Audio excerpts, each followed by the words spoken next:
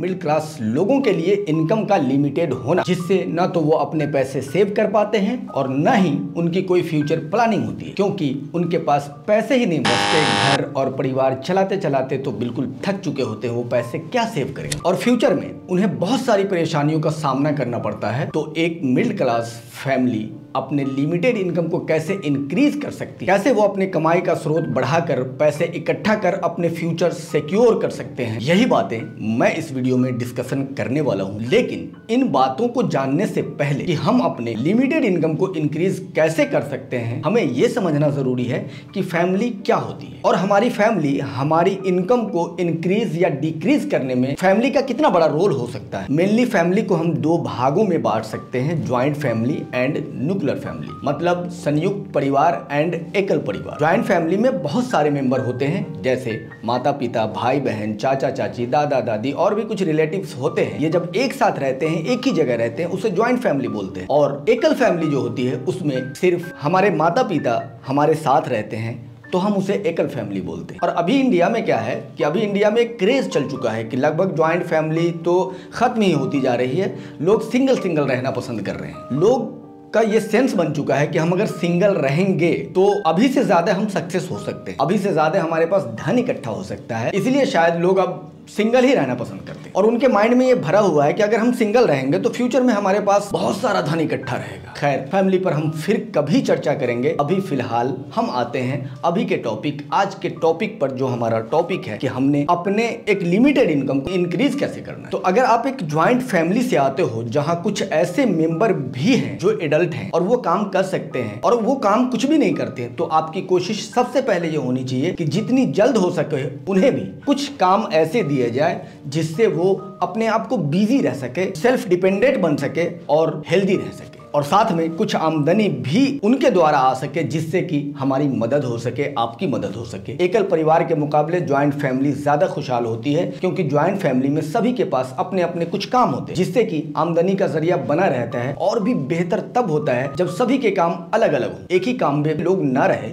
क्योंकि अगर by chance एक का काम डाउन होता है तो दूसरे फैमिली मेंबर उसको उठा लेते हैं, कुछ महीनों तक उनका सहारा बन जाते हैं, उनको कोई परेशानी नहीं होती, उन्हें कर्ज नहीं लेना पड़ता कहीं से, और उनका कुछ दिनों तक गुजारा चलता रहता है और इस बीच में अपने लिए कोई न कोई वो काम ढूंढ लेते हैं। इसीलिए एकल फैमिली ज्वाइंट फैमिली से ज्यादा बेटर होती है। मेरे अब्बा कहा करते हैं कि जब 10 हाथों से कमाया हुआ धन 2 हाथ से खर्च होता है तो उस फैमिली के पास फाइनेंशियल प्रॉब्लम आने के बहुत कम चांसेस होते हैं। लेकिन जब 2 हाथों से कमाया हुआ धन 10 हाथों द्वारा खर्च किया जाता है तो उस फैमिली को बर्बाद होने में कुछ भी वक्त नहीं लगता। तो मेरे कहने का मतलब यह है कि आप कमाई के हाथ बढ़ाएं जरूर, लेकिन खर्च आपको किसी 2 हाथ से ही करना चाहिए। भले ही आप खर्च कर रहे हो या फिर आपको लगे कि नहीं हमसे भी ज्यादा कंट्रोल में हमारी माँ खर्च कर सकती है, या फिर आपको ये लगे कि उनसे भी ज्यादा कंट्रोल में आपके पिताजी खर्च कर सकते हैं, या फिर उन माँ बाप को ये लगे कि नहीं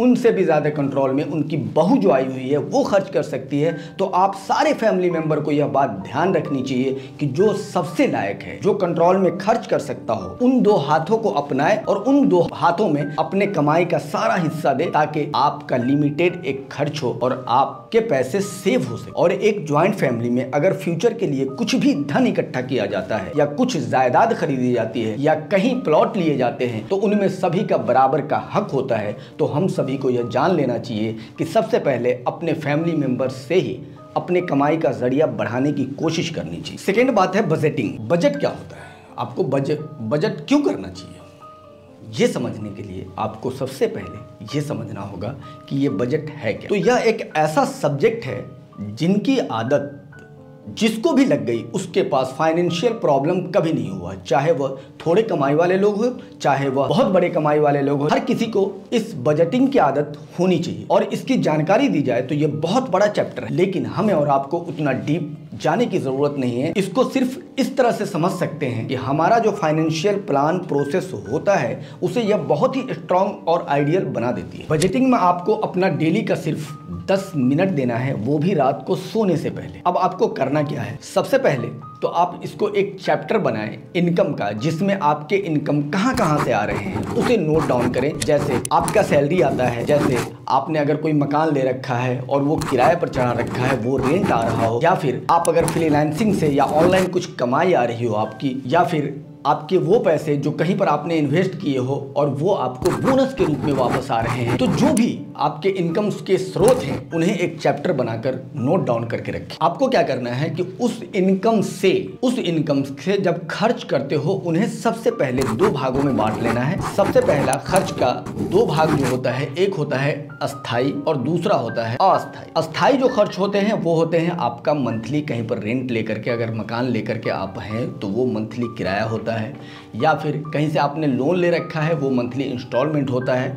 और दूसरा जो अस्थाई होता है या अनियमित उसे बोल सके, वो खर्च जो बदलता रहता है, आज कुछ और है कल कुछ और है। जैसे आप अपने घूमने पर जो खर्च करते हैं, शॉपिंग पर खर्च करते हैं, कुछ खर्च ऐसे भी है जो फेस्टिवल पर खर्च करते हैं। तो सिर्फ इन 2 चीज़ों को लिख करके आपका बजट कंप्लीट हो जाएगा और हर महीने आपके सामने रहेगा कि कहीं आपने कुछ एक्स्ट्रा खर्च तो नहीं किया है जो आपको नहीं करना चाहिए था। अब आप अपने बजट का 60% हिस्सा वहां खर्च करें जहां जरूरी है और 20% वहां खर्च करें जो कि खर्च करने की जगह नहीं, मतलब जो बेमायने खर्चे हैं, जो जरूरत नहीं है वहां खर्च करें। और सिर्फ 20% जो बचे हैं उसे कहीं ना कहीं इन्वेस्ट करने की कोशिश करें।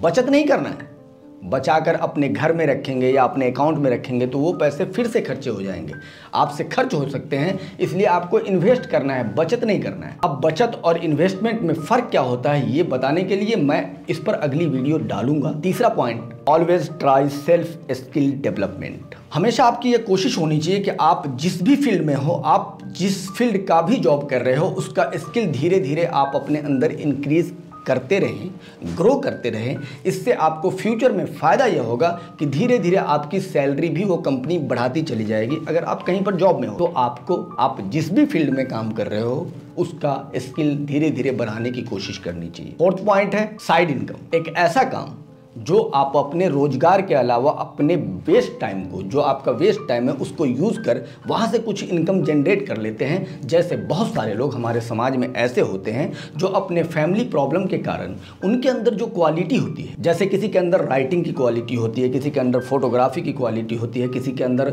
ऑनलाइन कुछ टर्नओवर करने की क्वालिटी होती है, कोई वेब डेवलपमेंट करना चाहता है, लेकिन वहाँ पर उन्हें एट रैंडम पैसे नहीं आने के चांसेस होते हैं और वो मजबूरी में कुछ दिनों के लिए ही सही, लेकिन कुछ दिनों के लिए कहीं पर जॉब करने जाते हैं। उस प्रॉब्लम के कारण जो वो जॉब कर रहे हैं उसके कारण उन्हें उस जॉब में कंफर्ट जोन में नहीं जाना चाहिए, बल्कि उन्हें अपने क्वालिटी पर ध्यान देते हुए वहां भी अपने पार्ट टाइम में कोशिश करती रहनी चाहिए जहां उसका गोल है और मुमकिन है कि कभी ना कभी वहां भी वो सक्सेस हो जाएगा। एक पॉइंट आता है ऑनलाइन इनकम प्लेटफॉर्म। ये ऑनलाइन इनकम प्लेटफॉर्म क्या है, कैसे हम कर सकते हैं? हम सभी के हाथ में अभी स्मार्टफोन होता है जिसका यूज हम सिर्फ थोड़े टाइम के मनोरंजन के लिए करते हैं। कभी उनमें मूवीज देखते हैं, कभी किसी के रील्स देखते हैं, कभी किसी के शॉर्ट वीडियोस देखते हैं और खुश रहे। जबकि हमें उस एंड्रॉयड स्मार्टफोन का यूज करने आना चाहिए। ऑनलाइन अर्निंग करने के लिए हम कर सकते हैं, ऑनलाइन लर्निंग के लिए कर सकते हैं, ऑनलाइन बहुत सारी चीजें हैं जिसके वजह से काम की चीजें हैं जो हम वहां पे कर सकते हैं। लेकिन हम ऐसा नहीं करते। हम करते क्या है, हम दूसरों के रील्स देख करके खुश होते हैं, उनके शॉर्ट वीडियोस देख करके खुश होते हैं।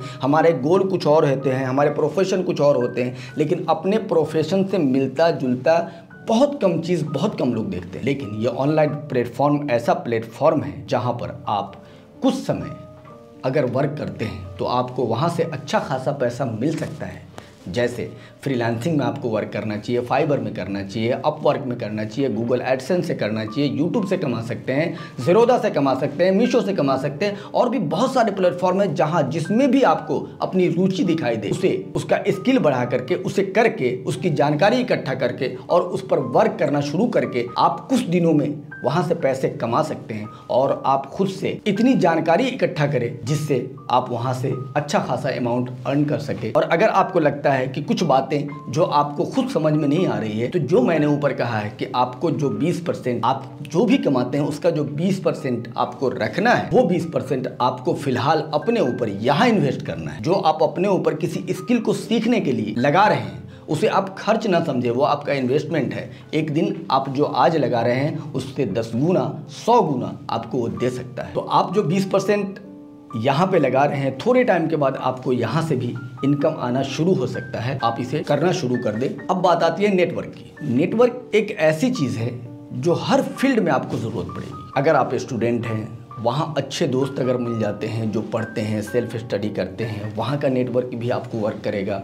आप जिस फील्ड में भी है, अगर वहाँ का नेटवर्क आपने बना लिया तो आप सक्सेस हो। समझ ले कि नेटवर्क जो होता है वो आपकी आधी सक्सेस है। जहां पहुंचना चाहते हैं वो 50% आप पहुंच चुके हैं अगर आपने नेटवर्क अपना बिल्ड कर लिया तो जितना ज़्यादा से ज़्यादा हो सके आप अपने नेटवर्क को ग्रो करने की कोशिश करें, क्योंकि जितना बड़ा आपका नेटवर्क होगा वह नेटवर्क आपकी स्किल को पहचान रहा होगा और हो सकता है कि इस नेटवर्क में से कहीं से आपके पास ये अपॉर्चुनिटी आ जाए कि आपके स्किल के अकॉर्डिंग कोई पार्ट टाइम में भी कहीं पर आपके लिए कोई काम रखा हो और आपके दोस्तों में से कोई आपको बुला करके ले जाए वहाँ पर और आपको वो काम दिलवा दे जिससे आपको अच्छी खासी अर्निंग हो सके। ये तो थे कुछ टिप्स, कुछ लॉजिक जिससे शायद आपको आपका इनकम ग्रो करने में कुछ मदद मिल सके। लेकिन इसी तरह के वीडियोस आपके लिए मैं आगे भी बनाता रहूँगा, बस दुआ में याद रखना।